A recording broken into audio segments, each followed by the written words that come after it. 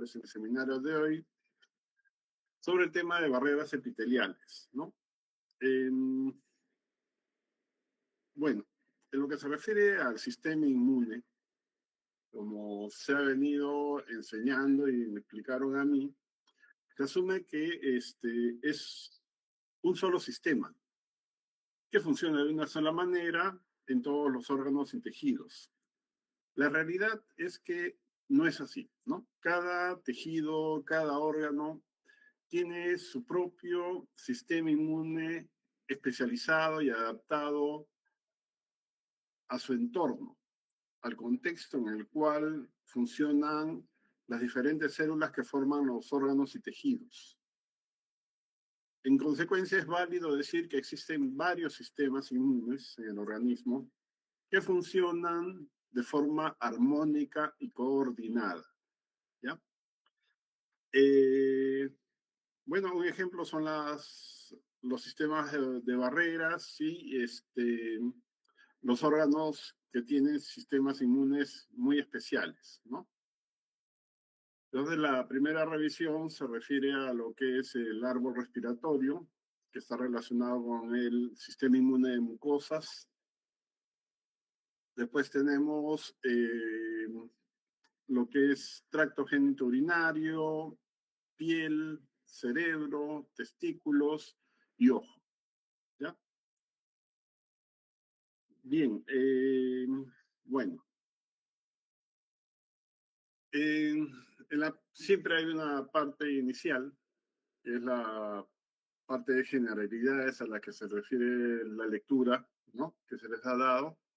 Y en contexto de lo que son mucosas, para hablar después del árbol respiratorio, no nos olvidemos que las mucosas tienen una capa de moco gruesa, ¿no? Y una de las finalidades de la capa de moco es impedir el asentamiento de los gérmenes sobre las células epiteliales, ¿no? Y de esta forma evita que los gérmenes vayan a tomar contacto con el epitelio para después invadirlo.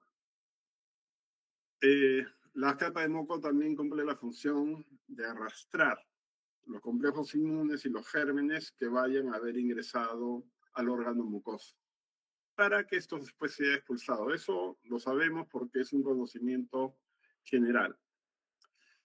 Los epitelios, en general, son productores de moléculas antimicrobianas, ¿no? Y tienen mantienen una actividad constante, ¿no? En el caso de los epitelios mucosos, por ejemplo, en lo que es la liberación de inmunoglobulina A en su forma secretada, que es la forma dimérica. Este anticuerpo, ya lo dije en su momento, tiene como función la de neutralización, ¿no? Es la principal. Y neutraliza gérmenes y toxinas para que sean después liberados por arrastre, ¿no? Este anticuerpo no activa complemento, ¿ya? Su función es básicamente de neutralización y es el anticuerpo, la mayor parte de inmunoglobulina A es la forma secretada, que se libera en todas las secreciones mucosas, salvo en el tracto genitourinario. En el caso del tracto genital de la mujer, el anticuerpo que se libera más es la inmunoglobulina G. Hay situaciones en las cuales las mucosas tienen un tejido linfoide asociado. La asociación o no con tejido linfoide depende de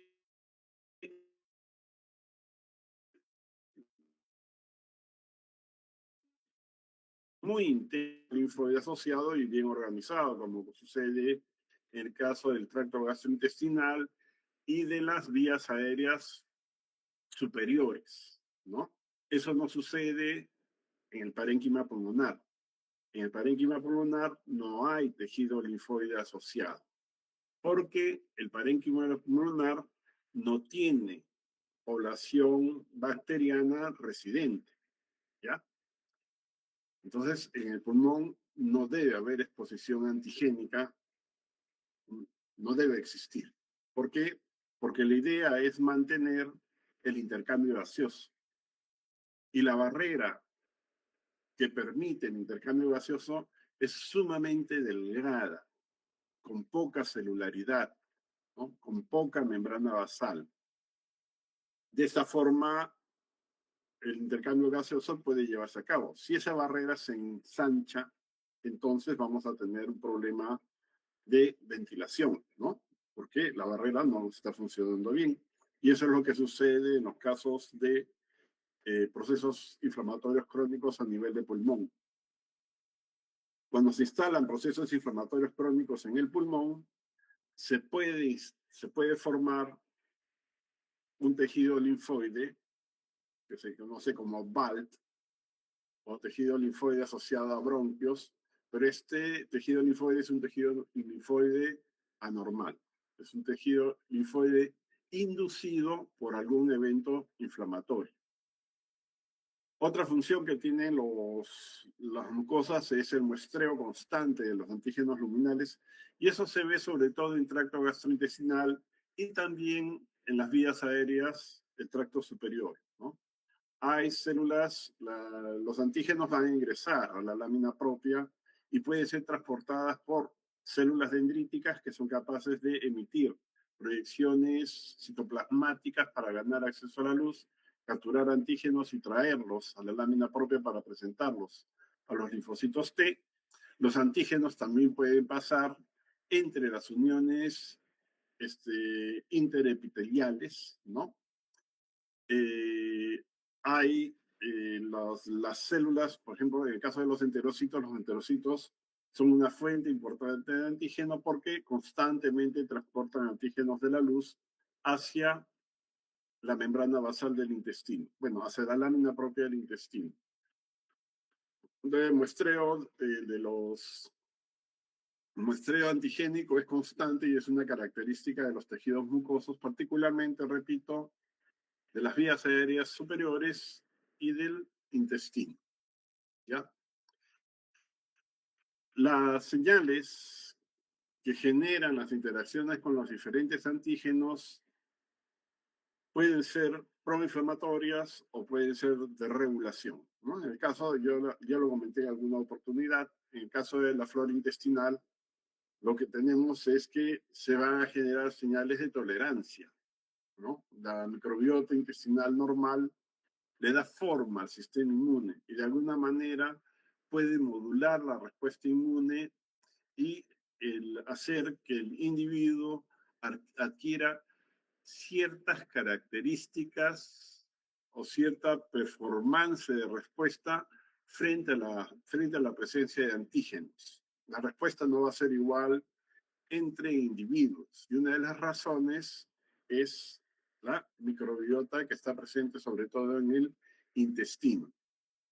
Bueno, ya les comenté acerca de la inmunoglobulina secretada, ¿no? Y, bueno, las células dendríticas son las encargadas de activar a los linfocitos T para activarlos en una de las tres poblaciones efectoras, que son el TH1, TH2, TH17, y tenemos la población de células T reguladoras también. Bien, en el sistema respiratorio, ya se adelantó un poco lo de la mucosa. El texto refiere, en primer lugar, a cómo es el epitelio. El epitelio es un epitelio pseudoestratificado cilíndrico ciliado, ¿no? Como todos sabemos. Ese es en la parte alta. En la parte ya de la tráquea y de los bronquios sabemos que es un epitelio simple, ¿no? Columnar y que también es ciliado. En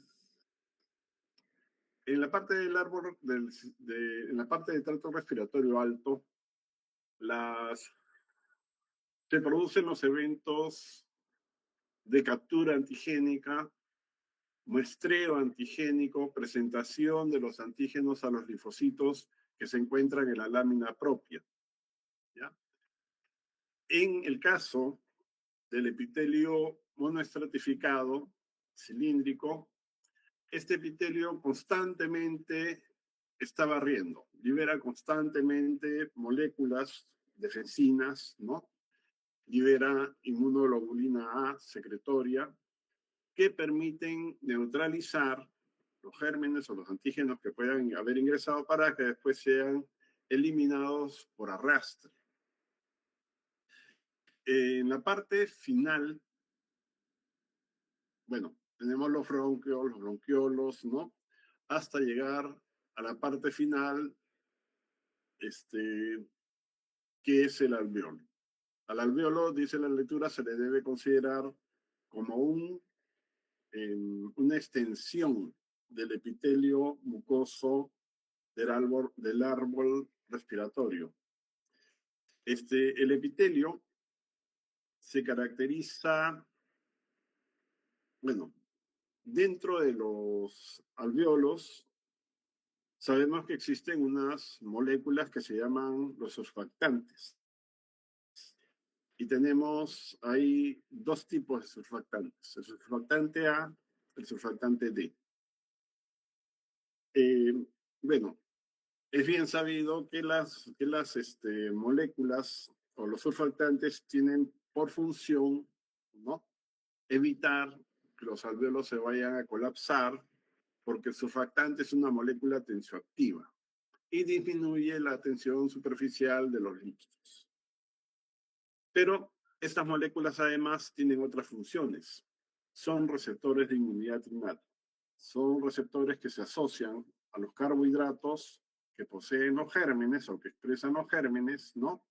Y por esta razón pertenecen a la familia de las colectinas, ¿ya? Pero son unas colectinas particulares, porque estas colectinas evitan, por ejemplo, que vaya a haber asociación del germen con receptores de respuesta innata, como los receptores tipo TOL2 o tipo TOL4, ¿no? La idea de estas colectinas es neutralizar gérmenes y promover más bien la eliminación del complejo por arrastre a través del moco. ¿Qué les estoy diciendo con esto? Que en el pulmón el sistema inmune está orientado a inducir o a generar un estado de no respuesta, de no instalación de los eventos inflamatorios. Lo mismo sucede con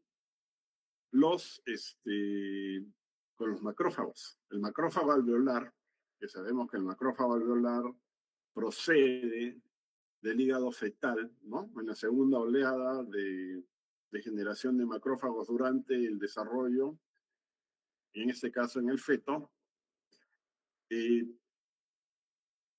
Bueno, estos receptores, bueno, estos macrófagos se encuentran en el contexto del pulmón y de no generar respuestas inflamatorias. No vamos a decir que son macrófagos que inducen tolerancia inmunológica, no hacen eso. Lo que hacen los macrófagos es generar estados de no respuesta, estados de regulación de la respuesta inmune. Y para conseguir eso, estos macrófagos tienen un perfil particular. Secretan interleuquinas reguladoras, como la interleuquina 10, el factor beta transformante del crecimiento, y además son productores de óxido nítrico. Si recordamos, el óxido nítrico tiene, cuando hicimos la parte de inflamación, el óxido nítrico que es liberado por las células endoteliales tiene dentro de sus funciones la de enmascarar la activación de las plaquetas y de también mantener la quiescencia leucocitaria, ¿no? O sea, un estado de no activación de los leucocitos, particularmente de los polimorfonucleares. ¿Okay? Bien, acá está lo que es macrófagos alveolares. Les decía que el fenotipo es un fenotipo antiinflamatorio, con las tres moléculas que les comenté hace un momento. También su capacidad fagocítica es menor si se le compara con la actividad fagocítica que tienen los macrófagos en otros órganos y tejidos, ¿ya? Y, bueno, otra función que tienen es la de regular la actividad de las células dendríticas, en lo que se refiere a la activación de los linfocitos T, ¿no? O sea, estos macrófagos tienen un perfil que induce un estado de regulación de la respuesta o de no respuesta inflamatoria y se promueve, repito, la eliminación de los antígenos por arrastre. En el pulmón también hay una población importante de células linfoides innatas.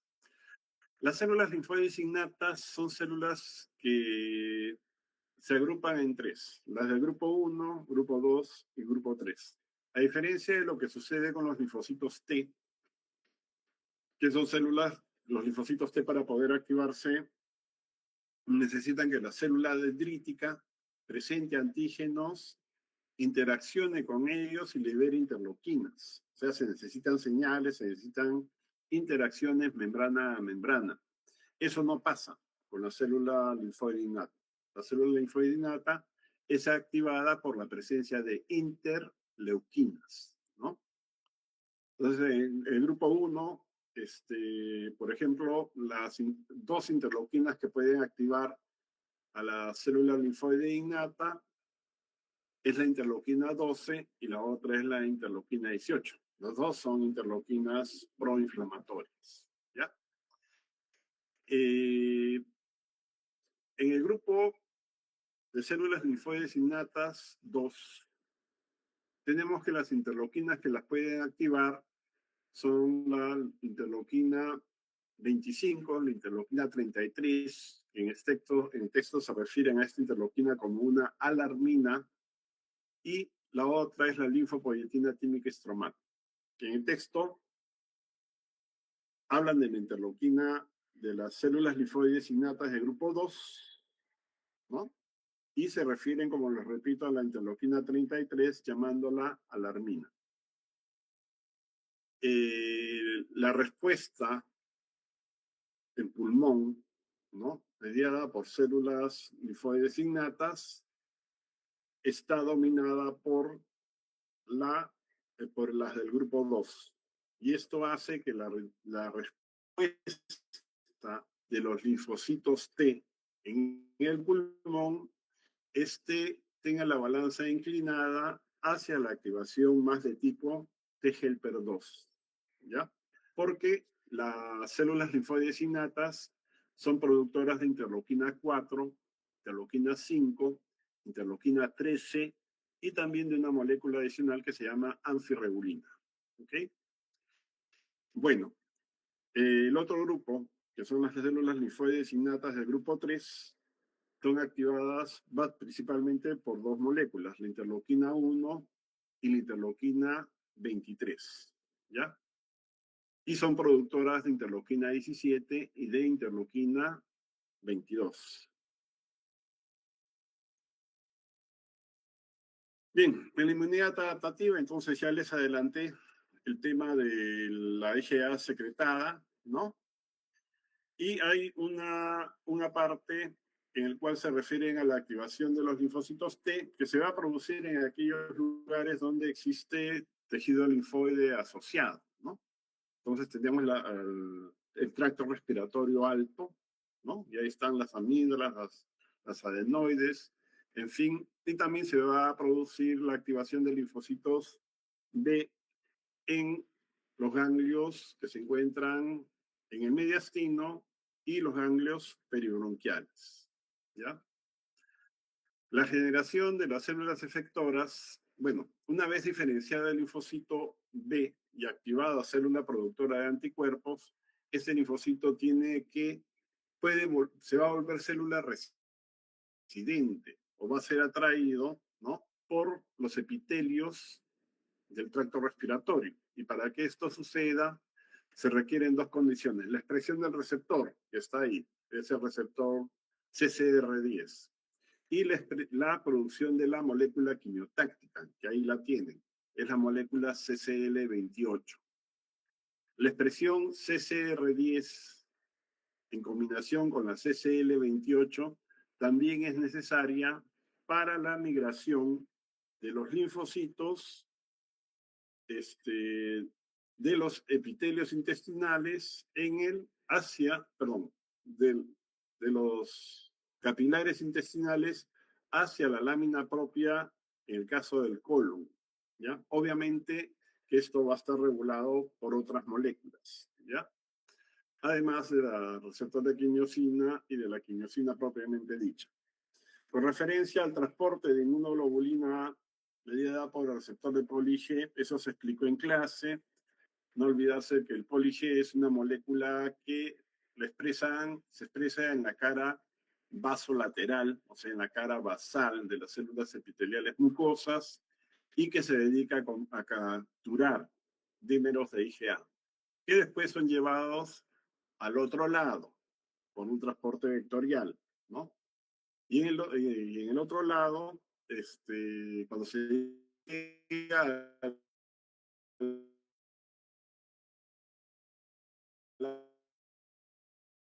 la porción del poli-G que va a recibir el nombre de carácter secretor, ¿ya? El proceso se llama transitosis, ¿no? El transporte del dímero de IgA valiéndose de la molécula poli-Ig. Bueno, obviamente la respuesta es los linfocitos T. Bueno, las células dendríticas van a presentar los antígenos a los linfocitos T, también en el tejido linfoide asociado, y aquí van a destacar los ganglios peribronquiales y los ganglios mediastinales. ¿Ya?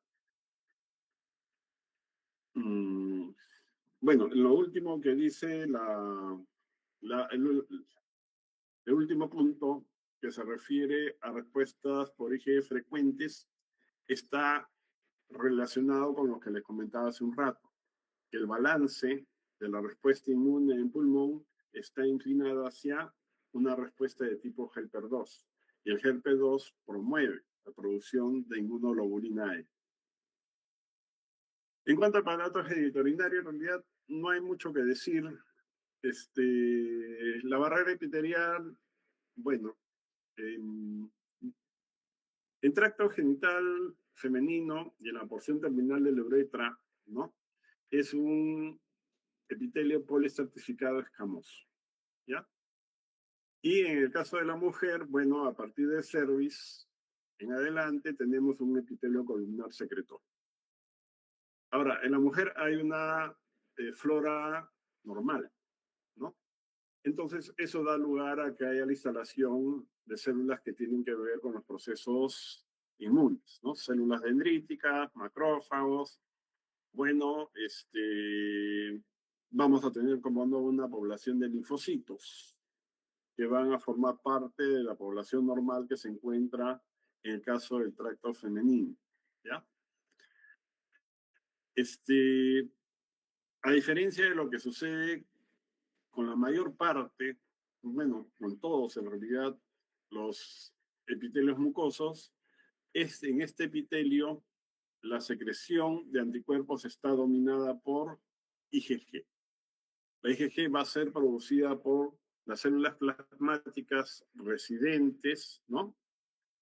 En el tracto urogenital, eso es en un 50%, y otro tanto va a ser transportado del torrente sanguíneo hacia la luz. ¿Okay? No, la liberación de IgG no se hace porque hay una filtración. La liberación de IgG se produce por transporte activo. Y debemos suponer que una de las moléculas que está involucrada en este proceso es el receptor del recién nacido. Bien, el sistema inmune cutáneo, bueno, yo creo que en lo que se refiere a la barrera epitelial o cómo es el epitelio, cómo es la piel, todos lo conocemos, ¿no? La piel tiene dos capas, una es la dermis, otra es la epidermis. La epidermis tiene cuatro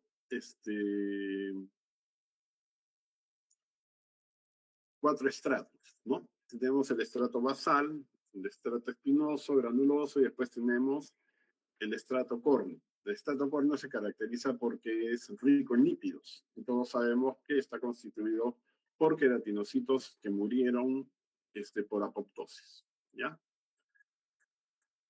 Eh, la población de células inmunes que conforma la barrera que forman parte de la población celular en la piel va a ser diferente en el caso del epidermis y de la dermis, ¿no? En la epidermis vamos a encontrar una población de células dendríticas que son las células de Langerhans, que se caracterizan porque expresan una molécula que sabemos que se llama la angelina. Esta molécula es una molécula de adhesión. Y en la clasificación CD es la molécula CD207, ¿ya? En la dermis, las células dendríticas que hay son de un linaje distinto.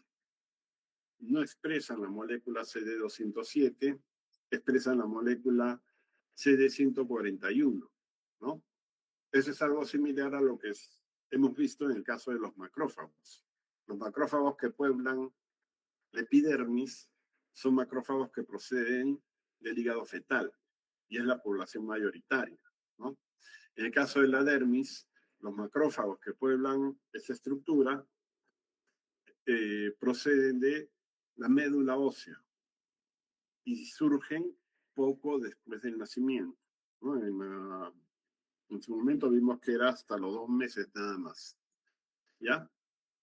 En cuanto a los queratinocitos no son células pasivas, son células que tienen mucha actividad en lo que a respuesta inmune se refiere.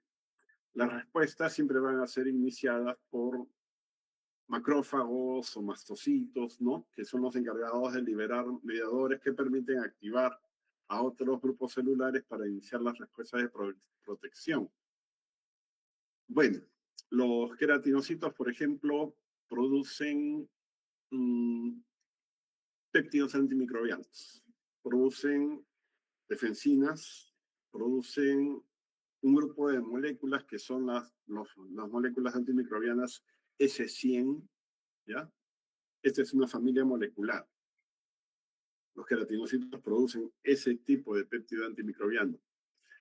También son productores de catelicidinas, ¿ya? O sea, tienen, podríamos decir, todo el arsenal de péptidos antimicrobianos que posee el organismo. En cuanto a la producción de interleuquinas, estas células son productoras de interleuquinas proinflamatorias, como el factor de necrosis tumoral, la interleuquina 1, la interleuquina 6, y también producen mediadores que pueden activar a la población de células linfoides innatas de grupo 2. Estamos hablando de la interleuquina 33, la 25 y la linfopoyetina tímica estromal. Los queratinocitos, además, en su membrana externa, expresan receptores de inmunidad innata, los receptores de membrana tipo TOL, todos los de membrana externa, el 1, el 2, el 4, el 5 y el 6, ¿no? Los 5 receptores. Y dentro de los receptores de inmunidad innata citosólicos, estos tienen la molécula NLRP3, o sea, son formadores de inflamasomas NLRP3 y productores de formas activas de interleuquina 1 y de interleuquina 18, ¿ya? Bueno, la formación de inflamasomas es estimulada, por ejemplo, por la luz ultravioleta, ¿no?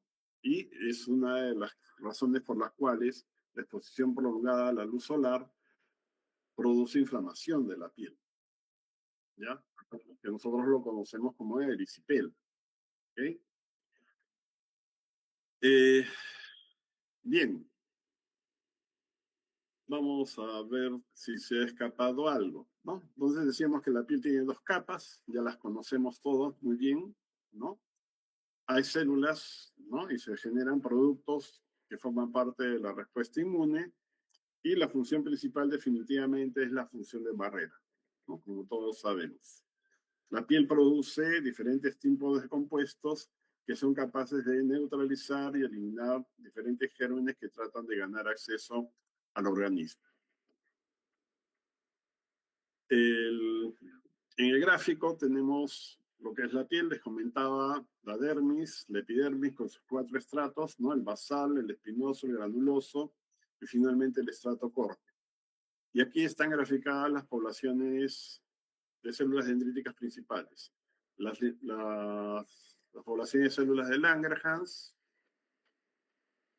Esta célula dendrítica es de un origen y un fenotipo distinto al de las células dendríticas que se ubican en la dermis, ¿no? Hay una población importante de células de linfocitos T intraepiteliales.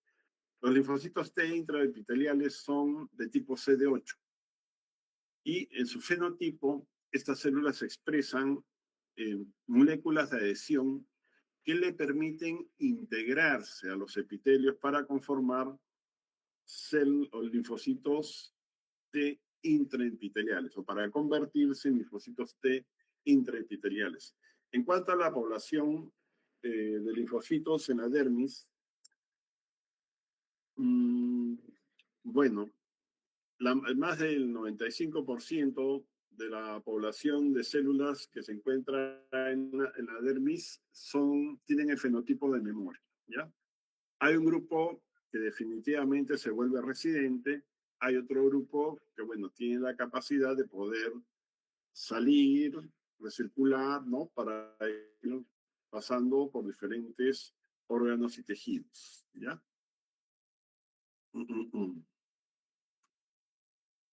Bueno, acá está la parte de los queratinocitos. Les comentaba que producen defensinas, ¿no? Moléculas microbicidas. Acá están las que les comenté. La producción de interleuquinas es variada, proinflamatorias y también activadoras de la población de células linfóides innatas de grupo 2. Son productores de factor estimulante de colonias de granulocitos monocitos. En la piel, el factor estimulante de colonias de granulocitos monocitos tiene la propiedad de activar células dendríticas para que salgan del punto donde están ubicadas y se dirijan hacia el ganglio linfático regional para cumplir la función de presentar antígenos y activar linfocitos T vírgenes. Participan en las respuestas de regulación porque son productoras de interleuquina 10 y estas células también intervienen activamente en los procesos de homing de linfocitos T porque son productores de la quimiosina CCL27. Los linfocitos que son activados por antígenos que provienen de la piel van a expresar al final un receptor que es el receptor CCR10. El ligando o la quimiosina que atrae al linfocito que expresa ese receptor es la quimiosina CCL27, ¿no? Y más abajo o más adelante vamos a ver cómo es esto. Bien, les dije que estas células expresan receptores tipo TOL, también expresan lectinas tipo C, o sea, son capaces de reconocer que se encuentran sobre la parte externa de los gérmenes, ¿no? Y también les comenté que son productores de inflamasomas NLRP3, ¿ya? Bien, en cuanto a las células linfoides innatas, bueno, la lectura se refiere en un párrafo a esto. Para empezar, les comenté al inicio que son los macrófagos y los mastocitos los que mayormente inician los procesos de respuesta inflamatoria a nivel de la piel. ¿Okay? Y bueno, la liberación de interleuquinas por parte de las células inmunes, ¿no? Promueve la activación de las células linfoides innatas.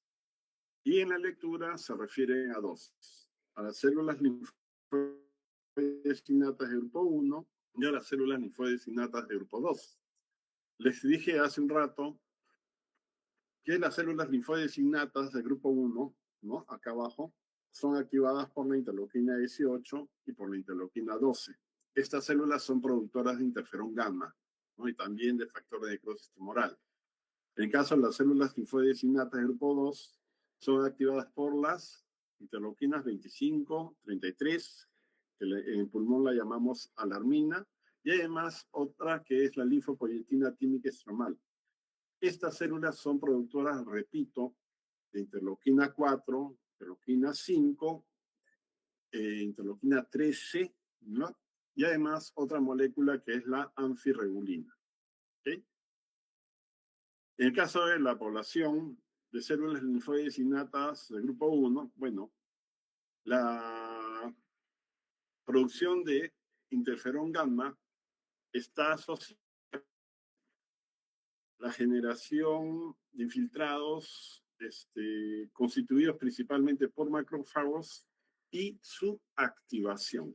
¿Ya? El interferón gamma tiene la función, una de sus funciones principales es la de activar macrófagos. Por otro lado, en el caso de las células linfoides innatas del grupo 2, las interleuquinas que producen tienen que ver con lo que es la generación de infiltrados ricos en eosinófilos y con su activación. ¿Ya?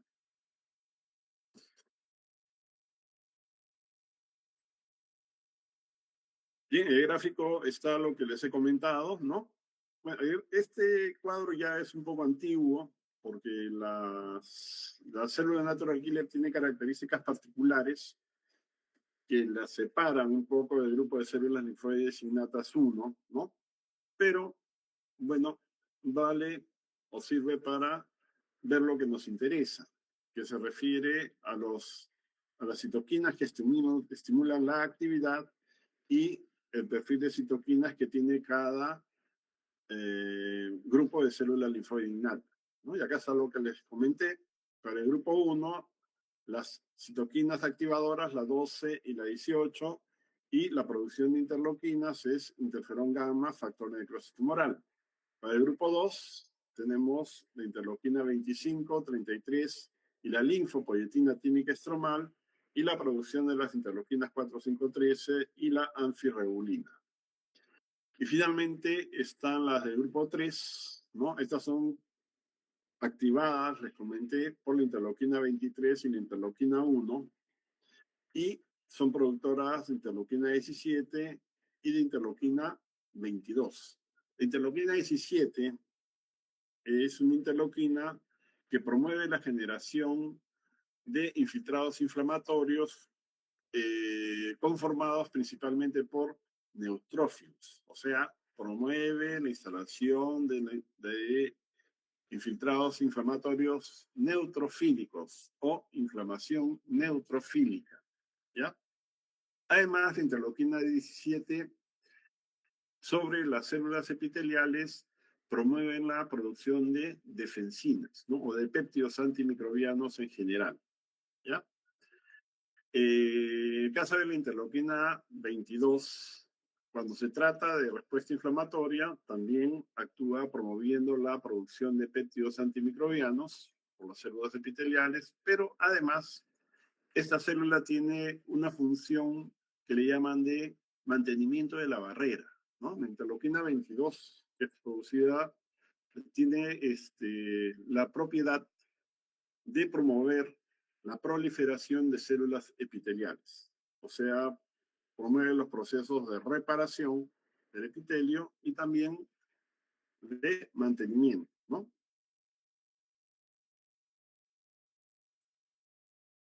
Ya, bueno, las células dendríticas en la piel ya les comenté. Las células dendríticas, tanto de la epidermis como de la dermis, cumplen con la misma función, que es la de capturar antígenos para llevarlos a los ganglios linfáticos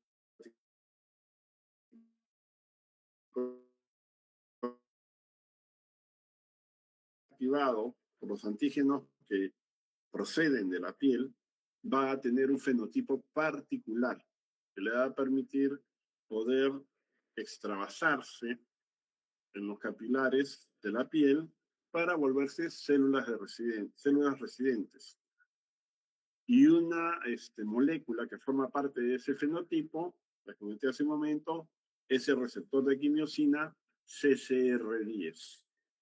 Para que esto pueda suceder, la célula dendrítica al momento de la presentación antigénica tiene que contar con dos factores. Uno es la interleuquina 12, que promueve la expresión de una molécula, que es el antígeno leucocitario cutáneo, o el antígeno linfocítico cutáneo, perdón, que es una molécula de adhesión. Y la segunda es vitamina D. ¿Ya? La vitamina D va a promover la expresión del receptor de quimiosina. Y eso lo vamos a ver en un momento. Bien, entonces la población de linfocitos T decía que el 95% son de fenotipo de memoria, el 2% que son células CD8 son intradérmicas, ¿no? La ubicación mayormente es alrededor de los vasos sanguíneos porque es ahí a partir de donde se extravasan, ¿no? Y la otra ubicación es alrededor de los folículos pilosos, ¿ya? Las poblaciones en la piel tenemos las tres poblaciones de linfocitos T efectores, TH1, TH2, TH17 y la población que domina es la TH17, ¿ok?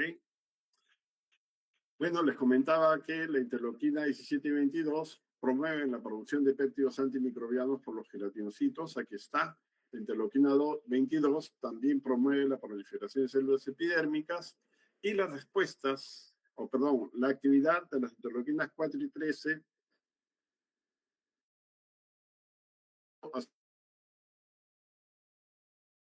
la, las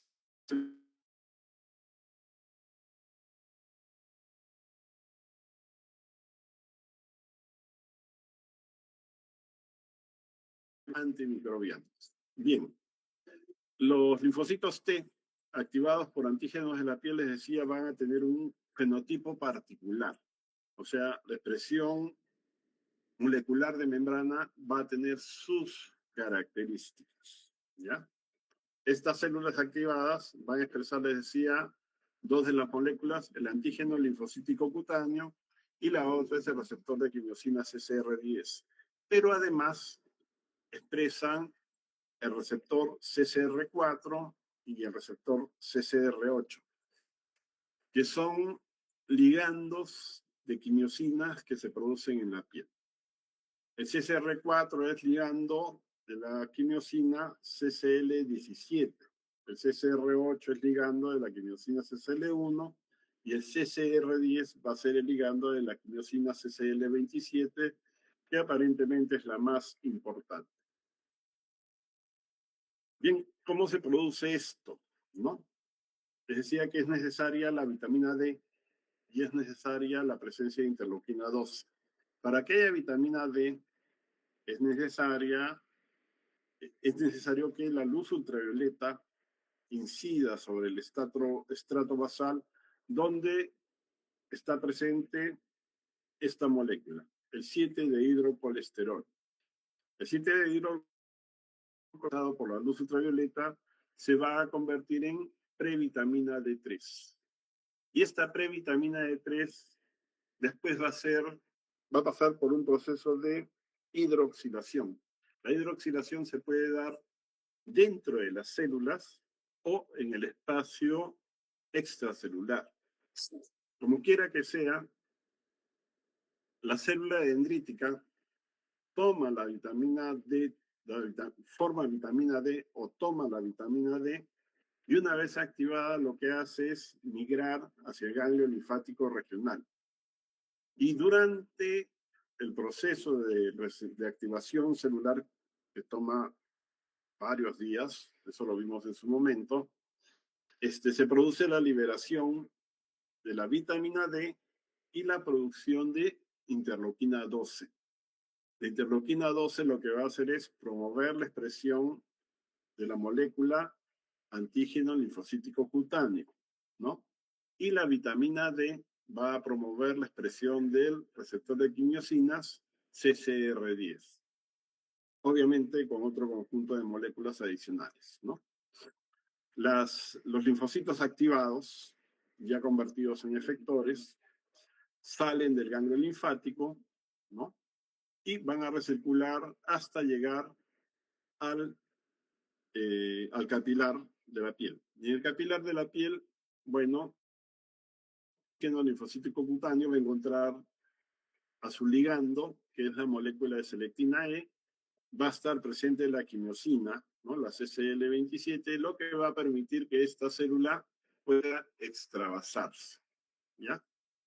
Y en muchos casos, en la mayor parte de los casos, se van a volver células residentes con fenotipo de memoria, con fenotipo de memoria. El cerebro, bueno, acá estamos hablando de los santuarios inmunológicos, ¿no? Lo que más oímos hablar del cerebro es de la barrera hematoencefálica. Y la barrera hematoencefálica, bueno, tiene sus particularidades, que tienen que ver, para empezar, con el capilar cerebral. En el cerebro, los capilares tienen la característica de no permitir la filtración de elementos del torrente circulatorio hacia el parénquima. Eso es uno. Y tienen uniones estrechas, ¿no? Que son muy firmes. Entonces no permiten el paso de células, así nomás, y tampoco permiten el paso de moléculas ni antígenos, ¿no? Por fuera de los endotelios se encuentra otro grupo de células que son los pericitos.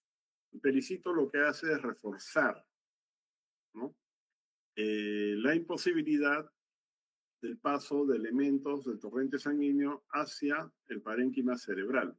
Y no solo eso, estas células son productoras de mediadores que promueven la generación o la activación de los linfocitos T hacia la población reguladora, y liberan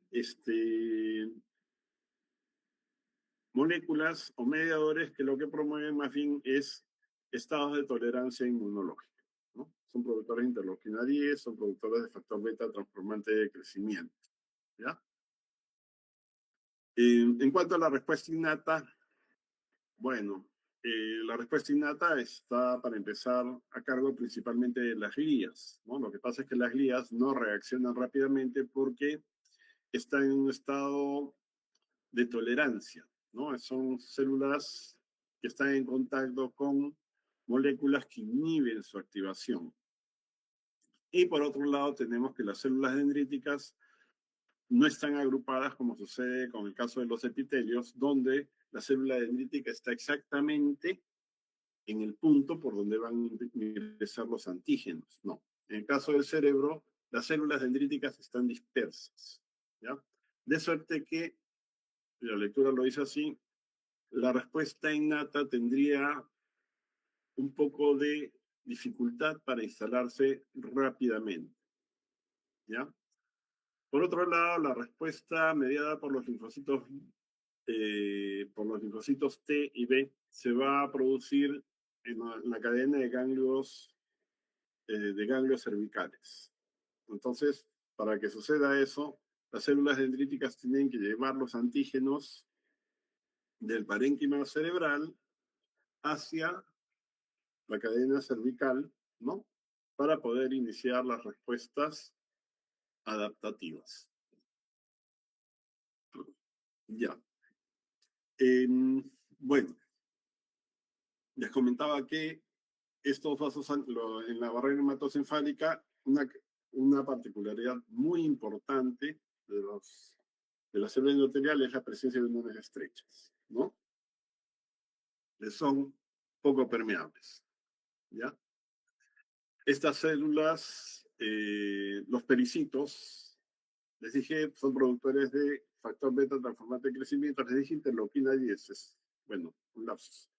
Y ácido retinóico, ¿no? Por lo que se promueve la formación de linfocitos T reguladores. O sea, la idea es generar un ambiente, al igual como pasa en el pulmón, de no respuesta, ¿ya?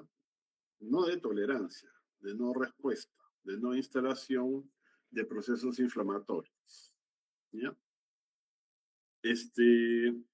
Bien, tenemos a los macrófagos perivasculares, las células gliales, que también van a impedir el ingreso de patógenos al parénquima. Hay una barrera, que es la barrera vial, ¿no? Que va a impedir el desplazamiento de células inmunes del, de la sangre al líquido cefalorraquídeo y también del líquido cefalorraquídeo al parénquima, ¿no? Eh, bueno, esta barrera, cuando se instala algún evento inflamatorio, cambia, ¿no? Y lo que hace la barrera vial más bien es promover la instalación de eventos inflamatorios potentes, ¿ya? Como es en el caso de los procesos de meningitis, por ejemplo. Bueno, en este gráfico tenemos, para tener una mejor idea de cómo es la distribución celular en el vaso sanguíneo cerebral, tenemos la célula endotelial. Por fuera de la célula endotelial tenemos la membrana basal, acá está, membrana basal, y por fuera de la membrana basal, la población de pericitos productores de factor beta transformante de crecimiento y ácido retinoico. Estas células afirman aún más la unión y colaboran impidiendo el paso de células en moléculas, ¿no?, del torrente circulatorio hacia el parénquima cerebral y promueven la generación de linfocitos T reguladores. Ya. Bueno, con respecto a la respuesta innata, les comenté que es relativamente deficiente y las razones están acá. Eso se los comenté hace un rato. ¿Ya? Sin embargo, cuando el germen se instala en el líquido cefalorraquídeo, se inician respuestas poderosas, ¿no? Respuestas robustas o potentes, ¿no? La respuesta adaptativa se da en los ganglios linfáticos regionales y, bueno, una característica que tiene el cerebro es la presencia de no es un fenómeno, ¿no? Es de la función de inmunovigilancia que tienen los linfocitos TCD8. El paso de los linfocitos. Parece que hay una población de linfocitos TCD8 que pasan al parénquima cerebral y cumplen con la función de identificar o detectar células infectadas para su eliminación o mantener poblaciones de gérmenes, virus, por ejemplo, en un estado de latencia, ¿ya? La caída de la función de inmunovigilancia cerebral da lugar a la instalación de procesos inflamatorios. Y eso se ve en un caso al cual se refiere la lectura, que es este de acá, la leucoencefalopatía multifocal progresiva, que depende de la activación. Bueno, en el libro se refieren a un virus, que es el virus JC.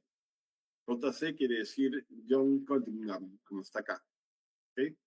Este virus es un virus latente, que se ubica en el cerebro, ¿no? Y quien mantiene al virus en estado de latencia es el linfocito TCD8. ¿Por qué se postula de que este virus se activa cuando se pierden o se suprimen los mecanismos de inmunovigilancia mediada por el linfocito TCD8 por las razones que están acá? Porque la enfermedad aparece en pacientes que son inmunodeficientes, tanto inmunodeficientes primarios o con inmunodeficiencias secundarias. Y también se observa con frecuencia o con más frecuencia en pacientes que son sometidos a tratamiento con medicamentos inmunosupresores. ¿Ok? Otra observación adicional que hay se refiere a una enfermedad autoinmune que es la esclerosis múltiple. La esclerosis múltiple es una enfermedad cuya característica principal es la de, bueno, producir procesos de desmielinización, ¿no? En el sistema nervioso central. Y la respuesta inflamatoria está comandada, es de tipo citotóxico, ¿no? Y está comandada principalmente por el linfocito TCD8. Bueno, dentro de las formas de manejo que tiene esta patología está la de bloquear el paso de los linfocitos TCD8 hacia el parénquima cerebral inflamado, ¿no? Y para conseguir esto, lo que se hace es administrar a los pacientes un anticuerpo, que es un anticuerpo que está dirigido contra la integrina, que le permite al linfocito TCD8 adherirse para extravasarse. Bueno, surgen complicaciones, y entre las complicaciones que surgen con este tratamiento es de la aparición de esta enfermedad, ¿no? La leucoencefalopatía multifocal progresiva, ¿ya? Aparentemente, el hecho de impedir que los linfocitos TCD8 pasen al parénquima hace que los virus latentes dentro del cerebro se activen, ¿no? Y aparezca esta enfermedad en pacientes que son tratados con estos anticuerpos, ¿no? Y que tienen esclerosis múltiple, ¿ya?